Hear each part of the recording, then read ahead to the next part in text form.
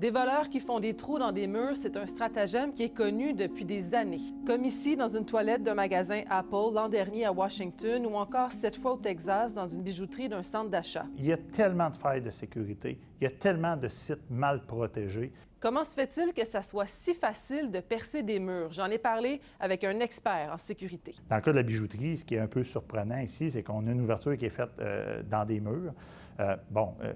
Pourquoi il n'y avait pas de protection plus qu'un simple lac au plâtre avec une structure en aluminium de l'autre côté, en métal? Pourquoi on n'avait pas de quoi de plus robuste? Pourquoi on n'a pas été capable de détecter l'introduction plus tôt quand on fait de la sécurité en multicouche? On ne va pas mettre 4 murs de blocs de béton. Parce que s'il y a l'outil pour franchir le premier mur, il y a l'outil pour franchir les autres.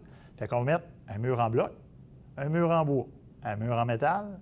Fait que là, comme ça, attends un peu, l'outil que j'avais, il est plus bon pour l'autre. Fait que là, ce qu'on fait, on s'ajoute du délai pour être capable de répondre.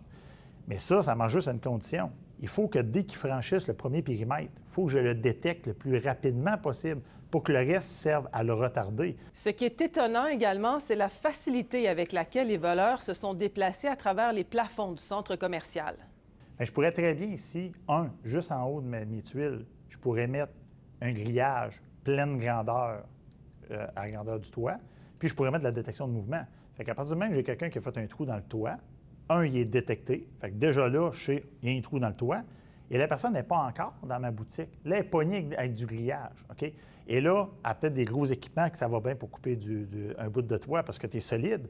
Mais là, si tu descends sur de la cage à poules avec ton gros outil, peut-être tu vas être mal pris. Les solutions existent. On pense que la sécurité, ça coûte cher. Quand c'est bien planifié correctement, quand c'est bien compris, c'est l'inverse. On est capable de réduire les coûts. C'est ce qui s'est passé là.